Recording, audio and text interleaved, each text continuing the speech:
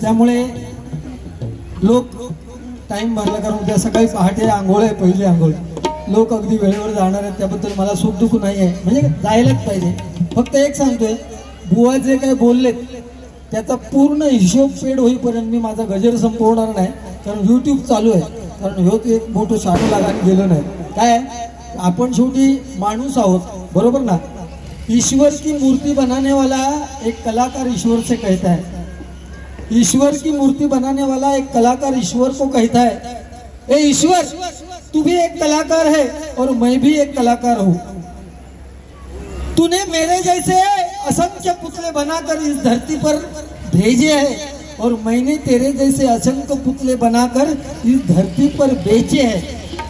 फर्क सिर्फ इतना है, फर्क सिर्फ इतना है कि तेरे बनाए हुए पुतले आपस में झगड़ा करते हैं और मेरे बनाए हुए पुतले के आगे अपना सिर झुकाते हैं. हा ह्याच्यामधला फरक आहे, लक्षात घ्या. ह्या निर्लज्ज माणसाने गजराच्या माध्यमातून काय दिलं ते फक्त सांगा तुम्ही. मी त्याला विचारलं की राम आणि श्रीकृष्णामधला फरक सांग, तर त्याने सांगितलं की राम एक वचने होता, 100% बरोबर आहे. पण तुम्ही त्याच्या अगेन्स्ट करा, श्रीकृष्ण एक वचने होता का? मुळीच नाही. राम एक बाणी होता, श्रीकृष्ण एक बाणी होता का? हातात बाण घेतला नाही, पण वेगवेगळ्या प्रकारचे बाण दुसऱ्याच्या खांद्यावर देऊन सोडून त्याने महाभारत पांडवांना जिंकून दिला, तो श्रीकृष्ण आहे, लक्षात घ्या. बरोबर आहे. मी सांगितलं की श्रीकृष्ण ओळखणं फार कठीण आहे. पहिल्या चुकीला मुंडकं उडवण्याची ताकद असताना सुद्धा 99 अपराध होऊन सुद्धा गप्प राहिलेला श्रीकृष्ण 100व्या अपराधाला शिशुपालाचं मुंडकं उडून त्याने दाखवून दिलं, तो श्रीकृष्ण आपल्याला ओळखणं फार कठीण आहे, लक्षात घ्या. महाभारतासारखं युद्ध एका क्षणामध्ये संपू शकण्याची ताकद असणाऱ्या श्रीकृष्णाने अर्जुनाच्या रथाचं सारथी पण हातात घेतलं, तो श्रीकृष्ण ओळखणं कठीण आहे. द्वापार नगरी सारखी सोन्याची नगरी असताना ज्याचा मित्र सुदामा आहे, तो कृष्ण ओळखणं फार कठीण आहे. हातात सामर्थ्य असून सुद्धा अर्जुनाच्या रथाचा सारथी आहे, तो श्रीकृष्ण आहे. संपूर्ण जगात ज्याने पर्वत आपल्या करंगळीवर उचलून घेतला, पण दुसऱ्या दोन्ही हातामध्ये बासरी घेसणारा श्रीकृष्ण तुम्हाला ओळखणं फार कठीण आहे, तो श्रीकृष्ण आणि रामामधला फरक आहे. राम एक वचनी, एक बाणी आणि एक पत्नी होता. या माणसांना माका शपथ घेऊन सांगले, त्यांना आज लाईव्ह मध्ये शपथ घ्यायची की मी सुद्धा माझी बायको सोडून दुसरीकडे बघू का नाही, इकडे बघ, म्हणून आपण मान ठेवू शकत नाही. आणि या शालेचा तेवढाच मान असेल तर फक्त भजनापुरती न घालता कायमस्वरूपी त्याने परिधान करावी, या मताचा मी आहे.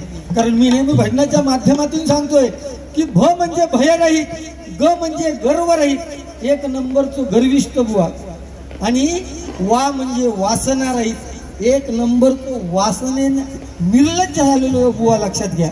आणि तो सांगता 2 शब्द 4 एकटो येता मी भजन करून जाता. ही मंडळी माझी जोगेश्वरीची आहे. नवीन मंडळीमध्ये सुद्धा भजन करण्याची ताकद लागते, लक्षात घ्या.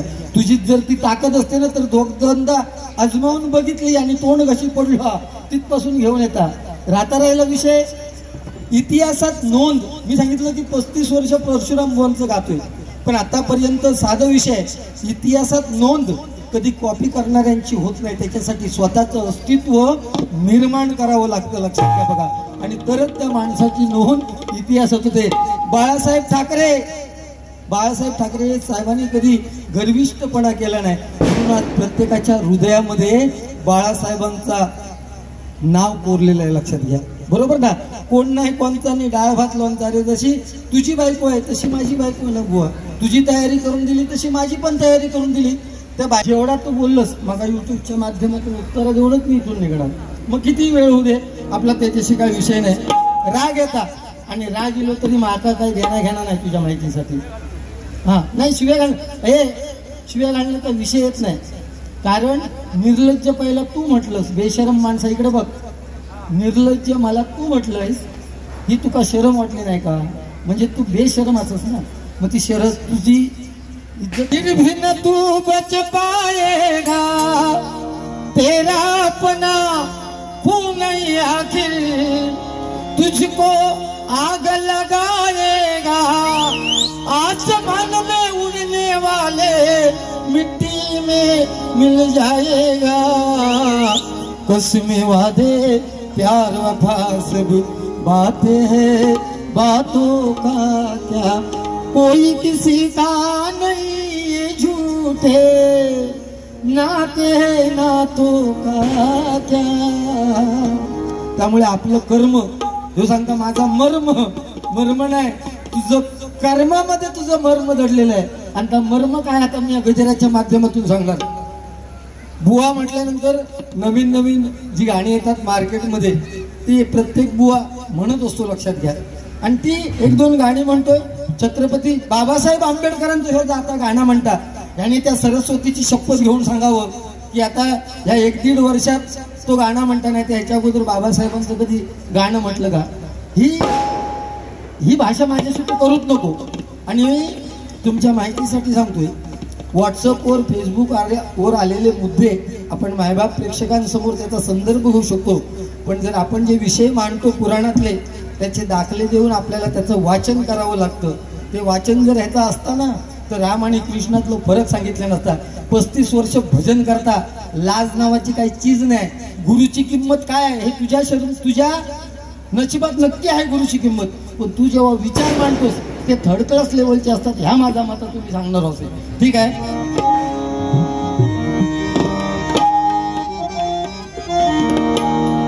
अरे काय घाबरू नको, युट्यूब आहे ना, सगळं हिशोब पुरं करून राहणार तुम्ही.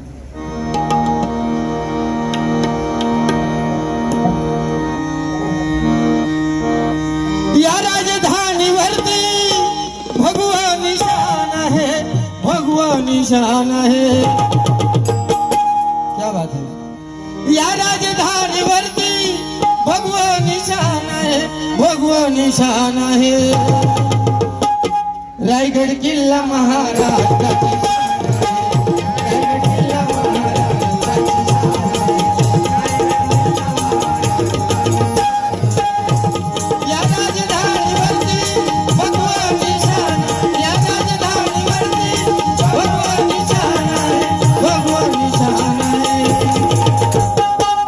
रायगड किल्ला महाराष्ट्राची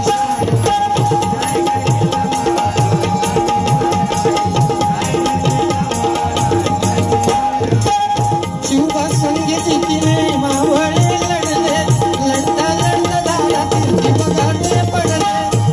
या म्हणजे मराठ्याची ताटमान आहे, म्हणून ताटमान आहे. रायगड किल्ला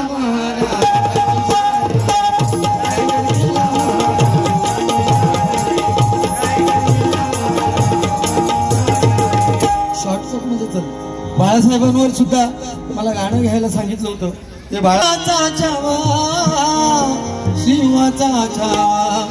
हिंदुस्थानचे बादशाह तलवार आमची राणी आहे आणि दादागिरी तर करतोच आम्ही, कारण ही सगळी बाळासाहेबांची मेहरबानी आहे, बाळासाहेबांची मेहरबानी आहे, बाळासाहेबांची मेहरबानी आहे. महाराष्ट्रामध्ये एक जन्मला शिवाचा छावा, शिवाचा छावा. बाळ ठाकरे नाव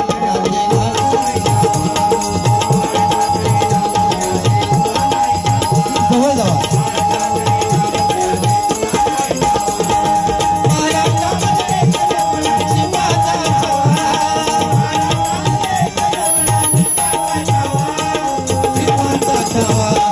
बाळ ठाकरे नाव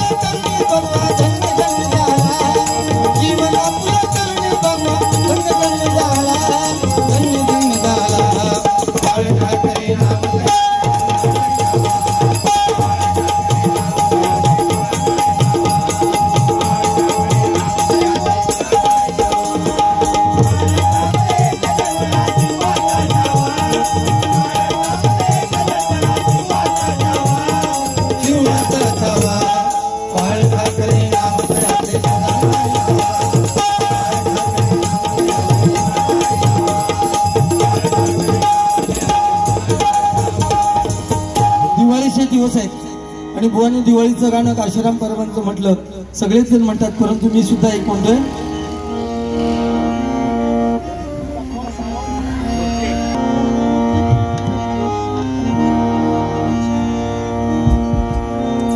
तबल्याचं माईक कमी होते बघा. आली माझ्या घरी आली माझ्या घरी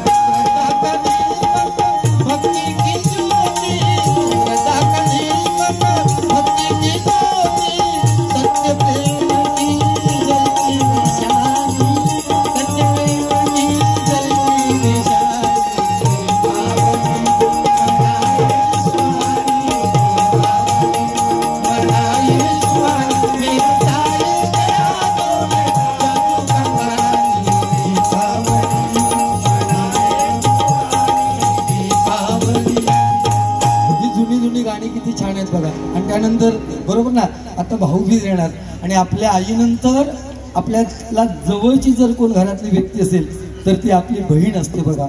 आणि ती आपल्या भावाची वाट बघत असते घरी.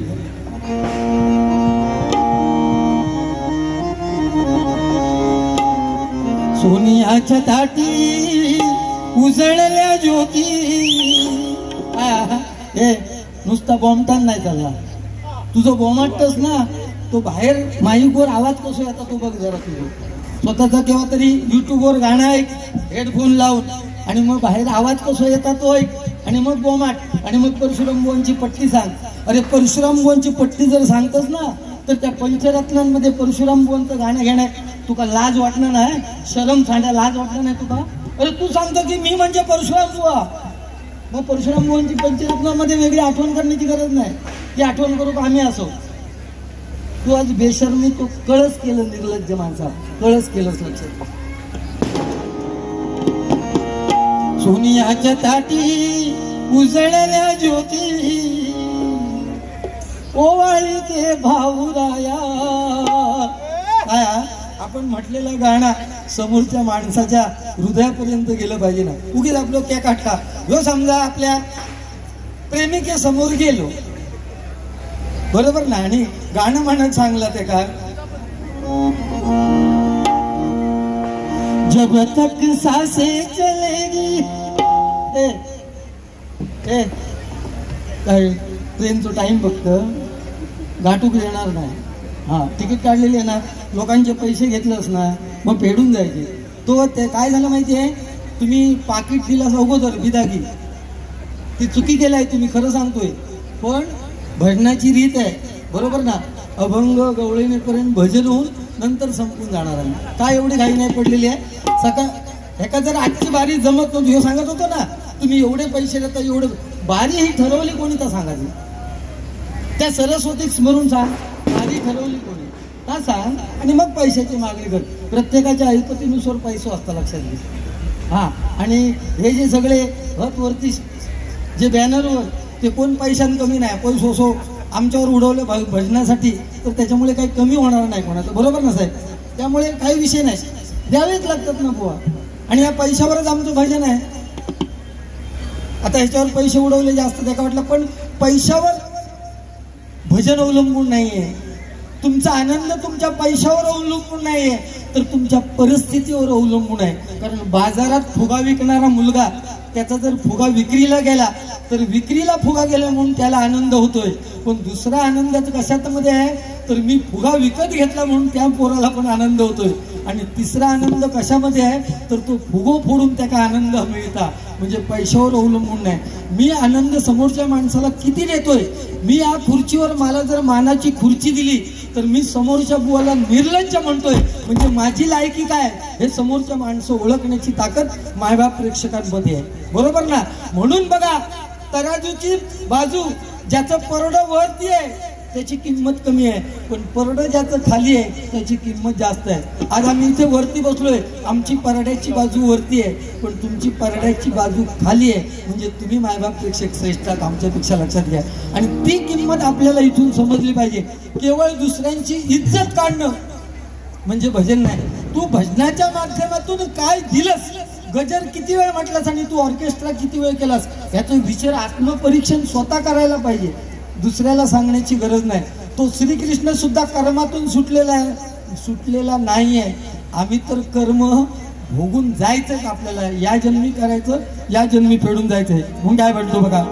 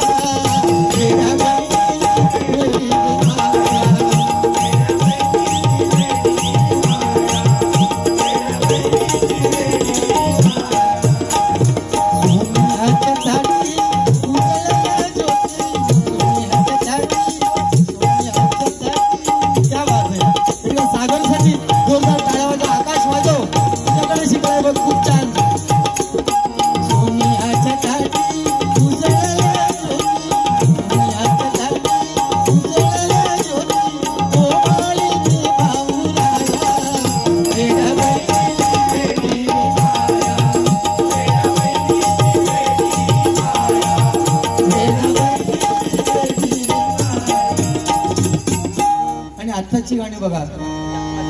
तू मला अंगुराचा मी लाकडी भुसाग, तू शेरणी शिकारी मी भाबडास साग, तू शेरणी शिकारी मी भाबडास साग. प्रेमी सांगता प्रेमिके, तू मळा अंगुराचा आणि मी लाकडाचं भुसो कांडा पेटव. तू मी लाकडी भुसाग, तू शेरणी शिकारी मी भाबडास साग, तू शेरणी शिकारी मी भाबडास साग. एक फूल वाहतो सखे, एक फूल वाहतो सखे,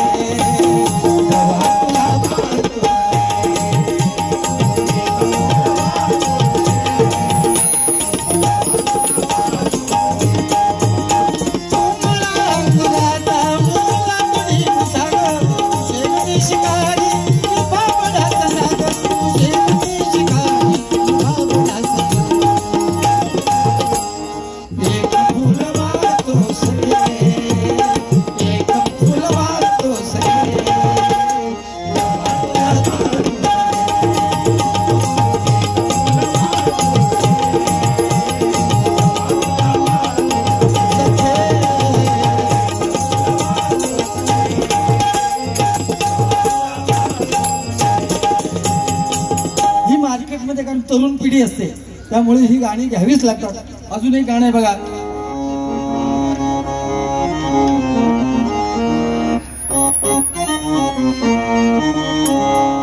काजळ लावून आले मिया, असं नको बघू अहो येते मला, त्याला सुंगार आज घातला यसा, दिसत मी भारी बनू अप्सरा खात, तो नखरवाली कुठं काली घाल गुलाबी घाल गुलाबी, पागल करते तुझी गुलाबी साडी आणि भारी झाली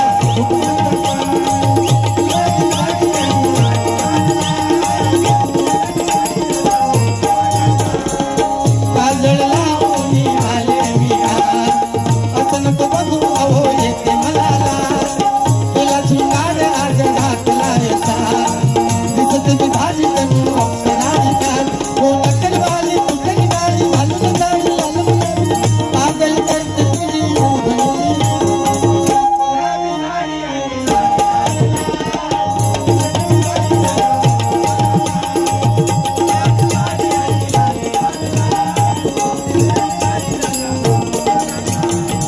आम्ही एका माळेतलेच म्हणे आहोत.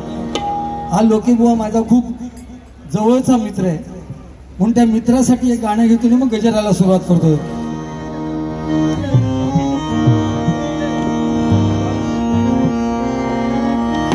कभी दूर तू न जाए तेरे बिना ये जीना ये दिन कभी ना आए.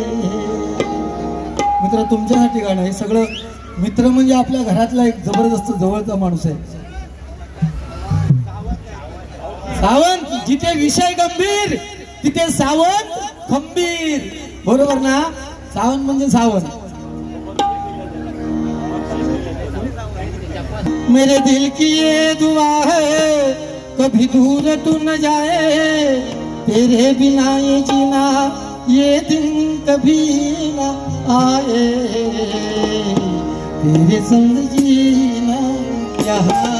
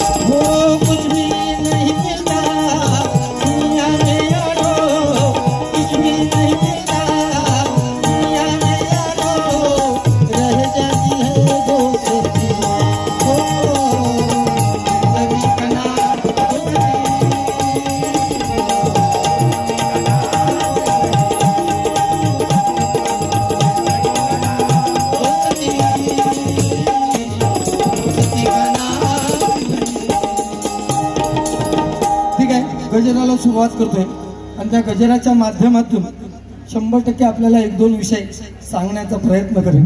कारण आपल्यामध्ये ताकद पाहिजे आपल्याला काहीतरी देण्यात. छत्रपती शिवाजी महाराजांनी या स्वराज्याची निर्मिती केली कारण त्यांना माणूस ओळखण्याची ताकद होती. कारण छत्रपती शिवाजी महाराज स्वराज्य निर्माण करताना त्यावेळेस हा विषय ऐकण्यासारखा आहे. त्यावेळेस मोठी मोठी त्यावेळेस सुद्धा मंदिरं होती आणि त्या मंदिराला सुद्धा तेवढे देखणे मोठमोठे कळस होते. आणि एक दिवस असा आला की एका भल्या मोठ्या मंदिराचा भला मोठा कळस छत्रपती शिवाजी महाराजांच्या स्वराज्यामध्ये चोरीला गेला. आता चोरीला गेला कळस. त्याच्यानंतर सगळीकडे चौकशी झाली की एवढा मोठा कळस कोण नेऊ शकतो. हे एका दुसऱ्याचं काम नाही. खूप लोकांनी चोरी केली असेल कारण एवढा उंच मंदिराचा कळस खाली आणणं तेवढं सोपं नव्हतं. हर एक प्रकारे प्रयत्न केले गेले. चोर पकडण्यासाठी खूप विचारवंतांनी सुद्धा डोकं लावलं पण त्यांना चोर सापडेना. शेवटी सगळेजण छत्रपती शिवाजी महाराजांजवळ गेले आणि त्यांनी सांगितलं की आपल्या मंदिराचा कळस चोरीला गेलाय आणि चोर मिळत नाहीये. छत्रपती शिवाजी महाराज किती चाणाक्ष होते बघा. त्यांनी सांगितलं उद्या दवंडी पिटवा की ज्या मंदिराचा कळस चोरीला गेलाय त्याच्यात एवढा दुसरा कळस सोन्याचा बसवायचा आहे आणि तो कळस बसवण्यासाठी आम्हाला कारीगर मिळत नाही. कोण जर कारीगर असेल आपल्या ह्या राज्यामध्ये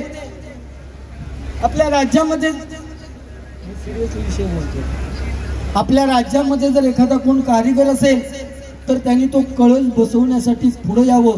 दौंडी पिटली. संपूर्ण राज्यातले लोक जमले. इकडे तिकडे बघायला लागले. पुढे आलाय शरीर यष्टीने भयानक असा धुप्पाड माणूस पुढे आला. त्याचं नाव होतं तानाजी मालुसरे. छत्रपती शिवाजी महाराजांच्या चाणाच्या नजरेने ओळखलं. ज्या अर्थी हा कळस चाडवण्याची ताकद दाखवतोय त्या अर्थी 100% यानेच कळस चोरला असणार. दुसरा कोण चोरूच शकत नाही. कोण होता तो? तानाजी मालुसरे. पण छत्रपती शिवाजी महाराजांना त्यांना स्वराज्याची निर्मिती करायची होती. अशा माणसांना जर या संपूर्ण राज्याच्या लोकांसमोर जर इज्जत त्यांची काढली तर त्यांना चोर म्हणून लोक विनवतील, त्यांना जगणं मुश्किल होईल. पण या माणसाचा उपयोग मला स्वराज्य निर्माण करण्यासाठी होईल, म्हणून स्वराज्य निर्माण करण्यासाठी होईल म्हणून छत्रपती शिवाजी महाराजांनी प्रेमाने त्याच्या पाठीवरती हात मारली आणि सांगितलं, नाव काय? तानाजी मालुसरे.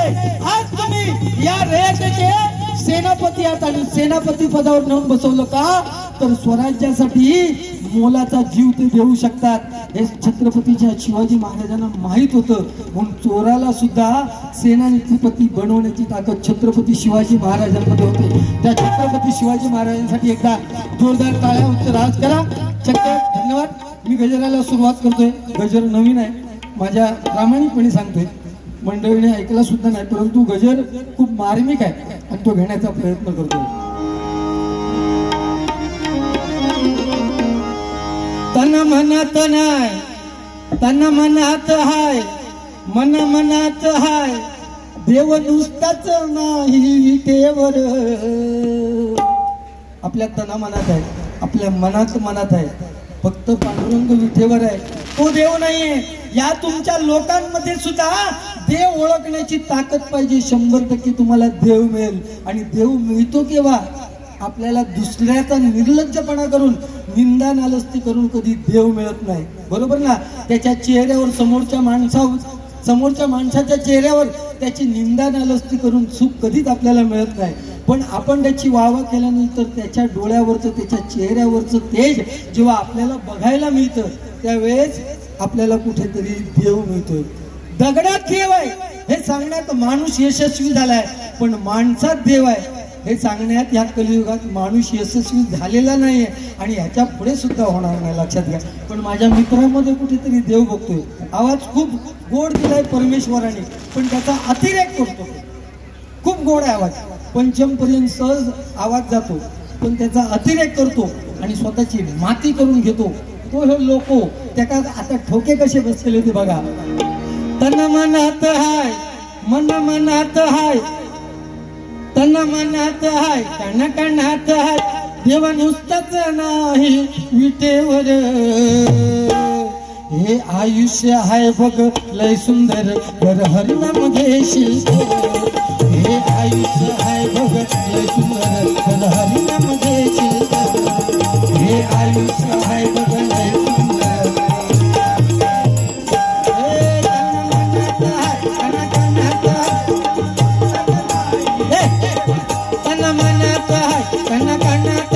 देव नुसतच नाही विटेवर, देव नुसतच नाही विटेवर.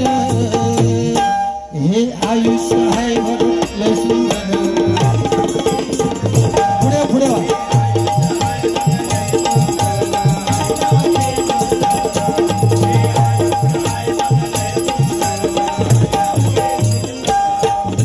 याची टोपी त्याला, त्याची टोपी याला, त्याची टोपी त्याला, त्याची टोपी याला, अशी कशी रीत जगाची.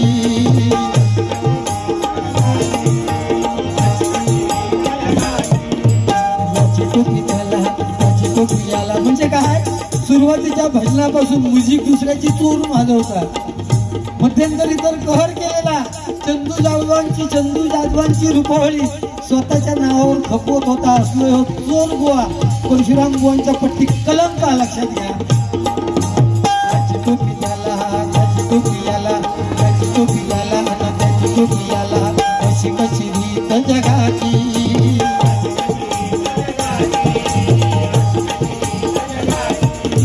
कुबेराच्या हाती सोन्याची वाटी अन गरीब मरतोय उपाशी.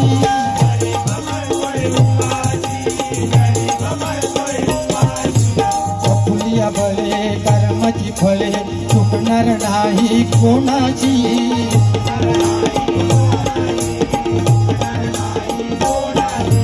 जगाचं फसविशी सांग परी कसे, फसविशी त्या भगवंताची.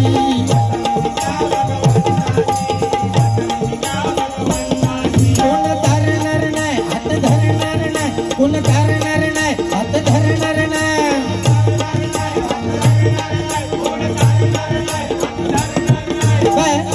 एक लक्षात घ्या, मी नेहमी देतो ती पुराणातली देतो. श्रीकृष्ण हा जगाचा मालक होता, परंतु त्याला सुद्धा कर्म भोगावं लागलं. कारण त्रेतायुगात प्रभू राम बालीला मारताना त्यांनी लपून बाण मारला. त्या बालीच्या बायकोने ताराने शाप दिला की प्रभू रामा, तू माझ्या नवऱ्याला बालीला लपून बाण मारलास, पुढच्या जन्मी सुद्धा तुझा बाण लागून अंत होईल. त्रेतायुगात प्रभू राम, द्वापर युगात श्रीकृष्ण. त्याच बालीने पुढच्या युगात जरा नावाच्या शिकाऱ्याचं रूप घेतलं आणि पक्षाचा डोळा समजून श्रीकृष्णाच्या पायाला बाण लागला आणि श्रीकृष्णाचा अवतार सरला. आता तुम्ही म्हणाल की श्रीकृष्ण महाभारताच्या युद्धामध्ये एक सुद्धा बाण अवतीभोवती त्या रथाच्या येऊ शकत नव्हता. त्या परमेश्वराच्या पायाला बाण लागून परमेश्वराचा अंत झाला. का झाला? तर महाभारताच्या युद्धामध्ये ज्याला 3 बाणाचा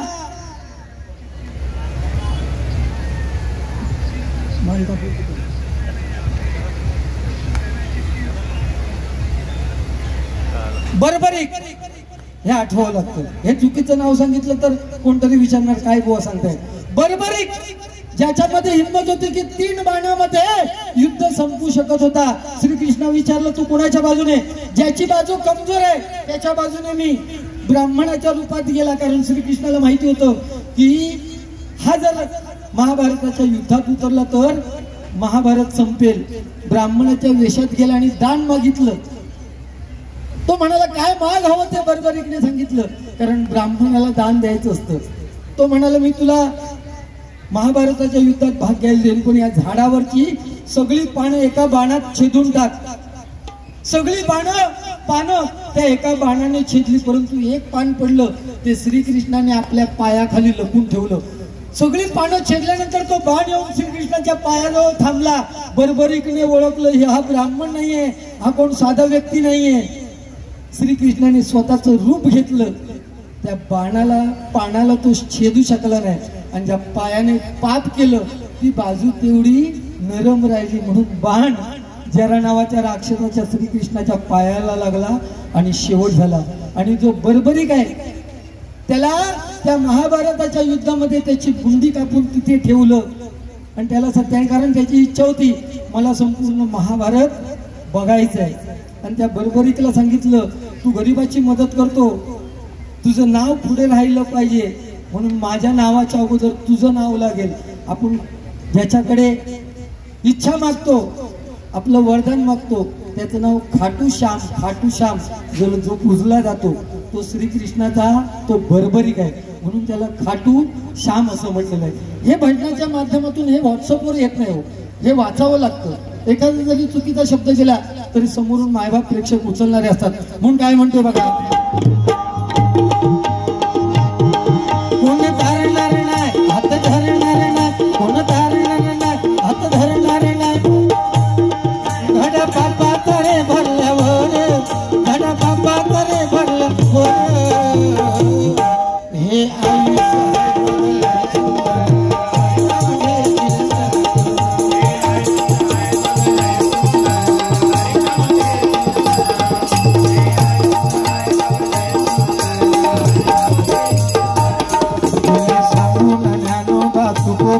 संत गोरोबा, संत गोरोबा गेले सांगून ज्ञानोबा तुकोबा, संत गोरोबा.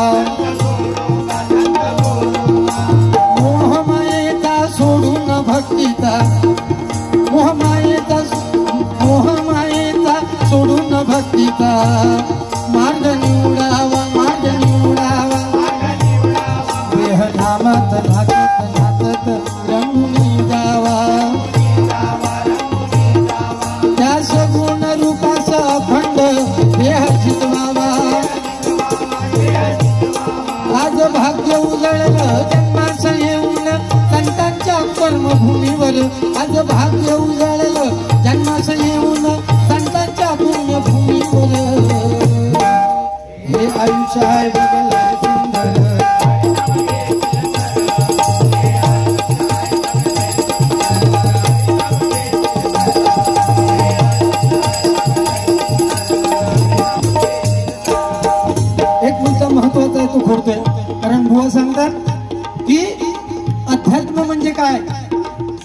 तर आपल्या शरीरावरती बुवा जर असतील, आयोजकांना विनंती आहे तर बुवाने इथे येऊन बसायला सांगा. काल तिकडे मागे नको, त्याच्या वेळेस मी जर होतो तर त्याने येऊन इथे बसायचं. तोपर्यंत मी गजर चालू करणार नाही. सगळ्यांचा नियम सारखेच, कोण याच्यातनं सुटलेलं नाही. कारण काय, त्याची अक्कल नाही मी जे काही सांगतोय तिथपर्यंत पोहोचण्याची. आता जे उदाहरण देणार आहे त्या उदाहरणामध्ये मी अशी नावं घेतलेली आहेत की ती उदाहरणं घेतल्यानंतर त्याला 100% समजेल. कारण बुवाने सांगितलं की आपल्या शरीरावरती सगळे विषय सांगायचे, तर 100% मी तो सांगण्याचा प्रयत्न करणार. कारण माझी तेवढी ताकद आहे, एखादं उदाहरण सांगण्याची माझी ताकद आहे. कारण त्याच्यासाठी वाचावं लागतं, फुकट ही गोष्ट मिळत नाही. असू दे, वेळ लागत, तू बोलशील तेवढं वेळ इथे लागणार मला. कारण ते खोटं सांगायचं नाही, मायबाप प्रेक्षकांपर्यंत पोचवायचं नाही. बुवानी सांगितलं की आपल्या शरीरावरती सांगायचं. समुद्र मंथनातून 14 रत्न निघाली. ती 14 रत्न जी निघाली त्यांचा क्रम होता. त्याच्यातून घोडा निघाला, ऐरावत हत्ती निघाला, लक्ष्मी निघाली, कुबेर निघाला, दारू निघाली, कामधेनू निघाली, धनलक्ष्मी निघाली, विष निघालं. मी सुरुवातीचा विषय सांगतो, क्रम सांगतो. पहिलं विष, नंतर कामधेनू, नंतर घोडा, नंतर हत्ती. आपलं शरीर, आपलं शरीर हे सुद्धा एक समुद्र आहे. आणि त्या शरीराचं मंथन केलं की त्याच्यातून सुद्धा 14 रत्न बाहेर निघतात. कारण समुद्र एवढा आहे, त्या समुद्रातलं माझं स्वतःचा एक थेंब म्हणजे आपलं प्रत्येकाचं जीवन आहे. त्या समुद्राचं मंथन केलं, या शरीराचं जर मंथन केलं तर त्याच्यातून 14 रत्न निघतात. त्याच्यापैकी पहिलं निघतं विष. आणि हे विष ज्याच्यामध्ये पचवण्याची ताकद आहे. लोकांनी निंदा करू देत, निर्लज्ज म्हणू नयेत, पण ते विष ज्याच्यामध्ये पचवण्याची ताकद आहे, ते विष पचवल्यानंतर आपल्याला कामधेनूची प्रार्थ म्हणजे प्रारब्ध मुक्ती मिळते. मग त्या कामधेनूचा आस्वाद, कारण कामधेनू आपल्याला हवं ते मागून देते. आपण जर मेहनत केली तर आपल्याला त्या कामधेनूचा आस्वाद मिळतो. आणि तो कामधेनूचा आस्वाद मिळाल्यानंतर माणसाला घोड्यावर बसवलं जातं. जसे आम्ही काही वर्षापूर्वी घोड्यावर होतो, ह्यो सुद्धा घोड्यावर होतो. आणि घोड्यावर असताना, सगळं पचवत असताना मायबाप प्रेक्षक आपल्याला नेऊन हत्तीवर बसवतात. मी आता सध्या हत्तीवर आहे. आणि हत्तीवर जेव्हा माणूस बसतो आणि तो हत्ती जेव्हा गावागावात येतो तेव्हा हत्तीची लोक पूजा करतात. का तर माझ्या घरी गणेश आलाय, माझ्या घरी एवढा मोठा भला मोठा हत्ती आलाय, गणपतीचं रूप आलंय, पूजा करतात. लहान मुलं आनंदाने नाचू लागतात. फक्त गावात हत्ती गेल्यानंतर एकाच प्राण्यात दुःख होता. तो प्राणी खिचो कुत्रो, तो प्राणी कुत्रो, पण त्या कुत्र्यात हत्तीच्या समोर येऊन भुंकण्याची ताकद नसतात. तो कुत्रो पाठसून भोगता. कारण काय, त्या हत्तीवर बसण्याचा मान मला मिळत नाही म्हणून तो कुत्रो पाठसून भोगता. बरं, तो कुत्रो भोगता कुठपर्यंत? त्या आपल्या सीमेपर्यंत भोगता का तो पाठीपारातलो? कुत्रो कोणाक म्हणतात? तर ज्याला या भटकते कुत्रे बघा, त्या कुत्र्यानं अन्नाची लाई असतात. दुसऱ्यांच्या घराकडे भटकान खाऊचा लागतात. त्यांना नाव एका गुरुचं घेतो ना, पण सगळीकडचा ह्या तावाय चोरून भजन सादरीकरण करतो. दुसऱ्या निर्लज्ज म्हणतो ना, तो कुत्रो दुसऱ्यांकडचा उष्टा खाता.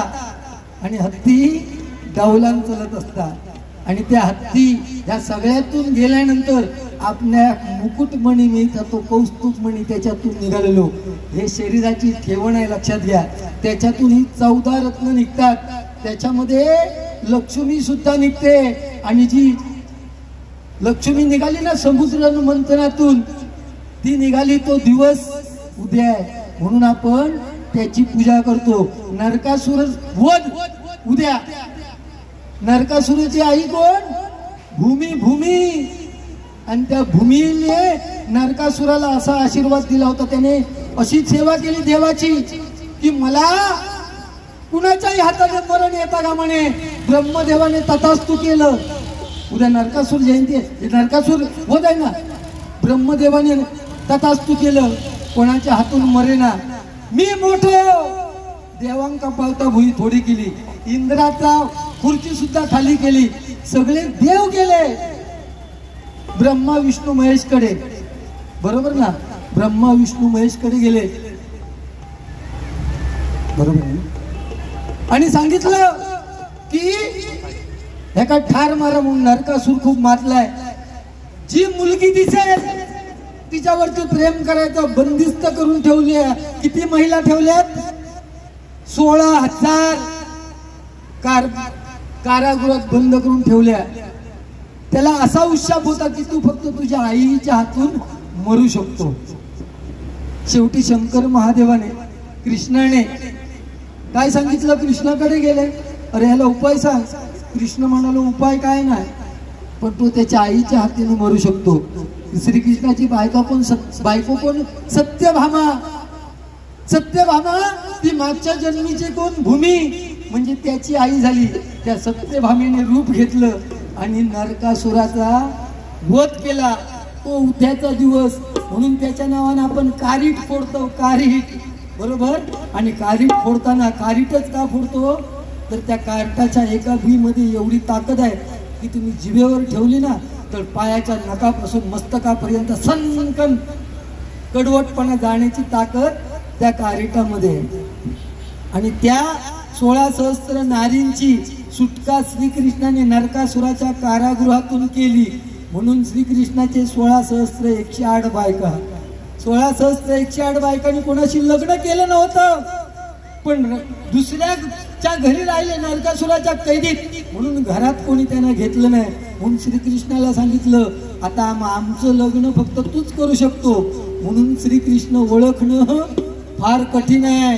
कारण 16 सहस्त्र 108 बायकांचा एक भ्रतार शास्त्र पुराणात नाही ऐकली त्यांची कधी तक्रार. बरोबर ना. एक बायको आमची नाकात न आणता तर दुसऱ्या बायकोचा आपण काय करू शकतो. आणि ह्यो सांगता दुसऱ्या बायकोकडे नजरा उतर करून बघलच नाही तर एक बायको आमका आता काय सांगायची गरज नाही. बरोबर ना. बायको जरी पसंत नसली तरी तिच्या बरोबर संसार करणं या नवऱ्यांसाठी क्रमप्राप्त आणि तो करणं गरजेचं आहे. कारण नवरो कधी विरोधात बायकोच्या बोलत नाही. नवरा बायकोचा भांडण झाला तर बायकांची 4-5 वाक्य ती घोवाच्या नावावर फेडल्यानी टाकल्यानी ती नवरो गप. त्याच्यापैकी बायकांचं पहिलं वाक्य कुठलं? मीच म्हणून संसार केलाय. दुसरी तिसरी असती तर केव्हाच गेली असती. बरोबर. पण ज्याची बायको असं त्याला दुःख माहिती आहे, पण ज्याका बायको नाही त्याका दुःख काय माहिती आहे. जाऊ दे आपला त्याच्याशी आपण बोलूया नको त्या विषयावर.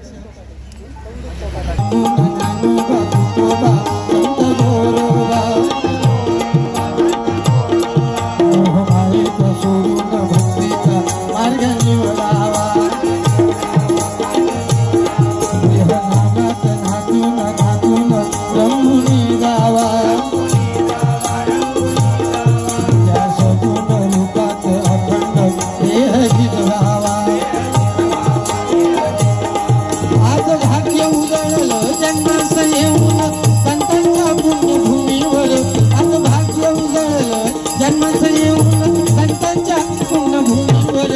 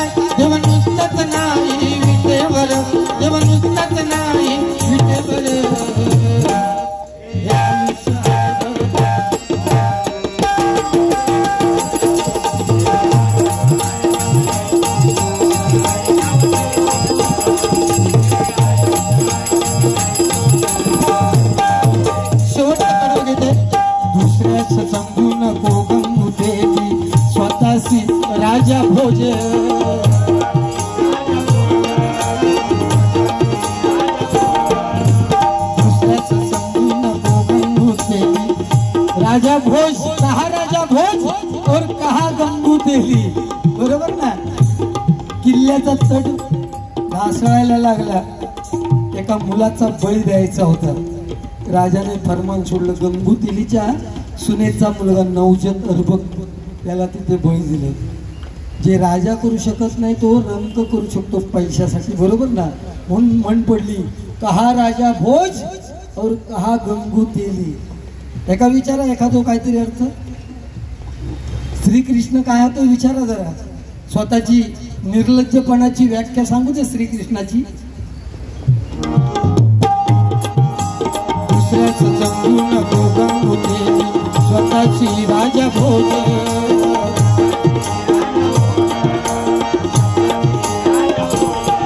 अरे अहंकाराने भल्या भल्यांचा उतरून गेला माझ.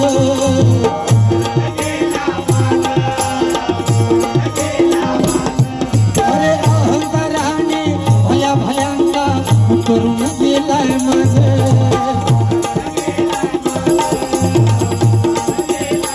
अहंकार करून उपयोगाचा नाही. ब्राह्मण म्हणजे रावणासारखा दुसरा विद्वान ब्राह्मण नाही.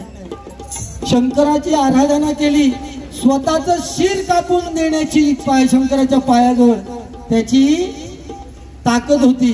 पण केवळ अहंकारामुळे रावणाचा अंत झाला, नाहीतर रावणात कोण हरू शकत नव्हतो. तसं भजनी क्षेत्रात सगळ्यात कुठल्या बुवांबरोबर त्याचं पटत नाही.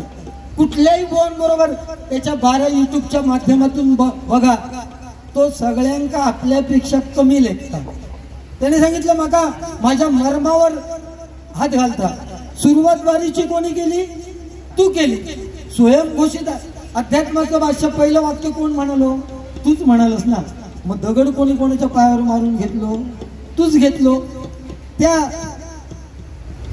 कोण तो चांगदेव, त्याका गर्व होतो ना की मी वाघावर बसतोय, चाबूक सापाचो करून घेते. ह्याना गोष्ट वाचल्या, म्हणालो वाघावर चांगदेव बसता.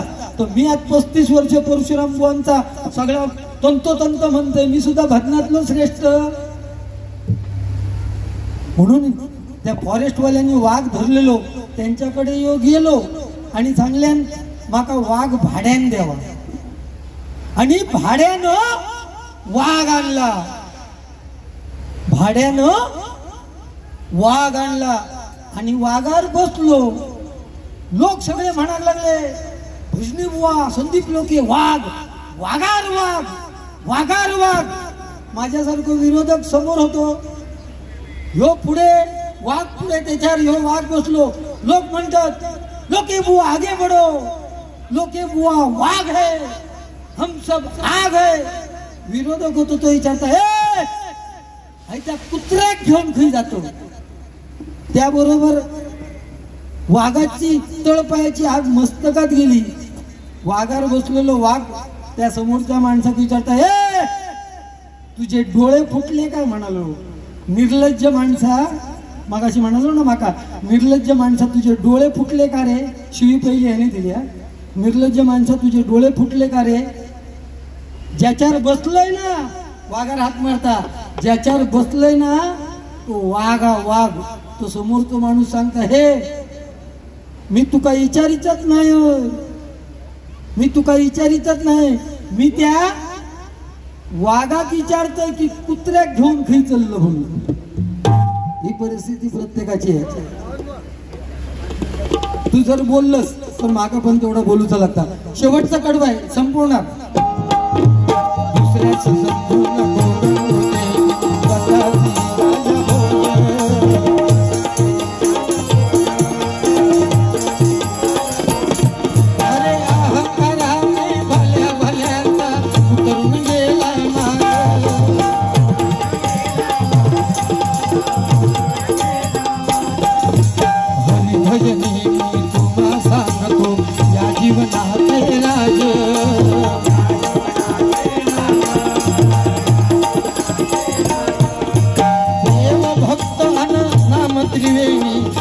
भक्त अन नाम त्रिवेणी संगम होईल आज.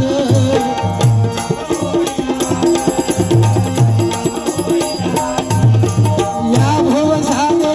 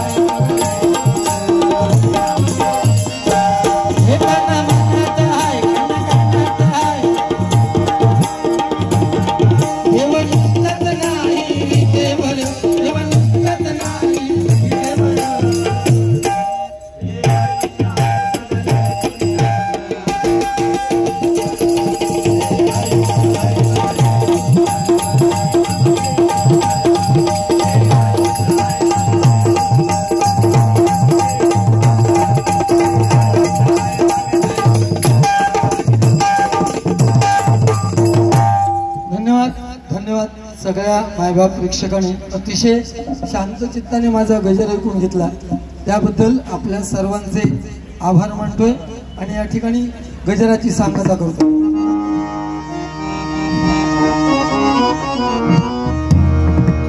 थांबा थांबा काही मानू नको, माईक बंद झाला तरी चालत, मी भजन गजर पूर्ण करणार। हा सावंत काय तुम्ही असं काय माहितीये, काय होणार माहितीये काय होणार याने माहितीये काय, तो सांगतो तुका बंद करू लावलंय ना म्हणून त्याची जबाबदारी तुम्ही घेताय। हा गुरु एक तुझी माझा विधाता चल, 10-15 मिनिटांनी काही फरक पडत नाही, बरोबर ना। या एरियातले आमदार आहेत प्रकाशदादा सुर्वे, बरोबर ना। हा आणि तुम्ही पण आहात, मग त्यांना सुद्धा तो वेळ मध्ये द्यायला पाहिजे होतं की बाबा तुम्ही संपवा म्हणून। आलं लक्षात हा विषय, मला पण समजतं 100% संपवतो मी, गजर सांगत होतो। गुरु एक तुझी माझा विधाता चल, गुरु विना सुने सारे विश्व हे सखल, भेटला विठ्ठल।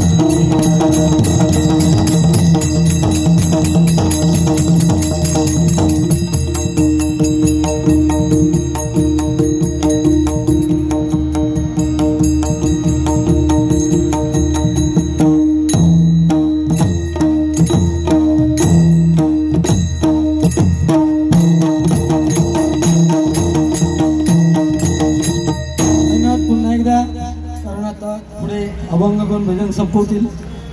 पुन्हा एकदा शाखा क्रमांक 12 आणि शाखा क्रमांक 14 तील सर्व पदाधिकारी, शिवसैनिक, आमदार साहेब, सर्व महिला पदाधिकारी यांचे मी माझ्या भजन मंडळाच्या वतीने मला इथे संधी दिल्याबद्दल आभार मानतो।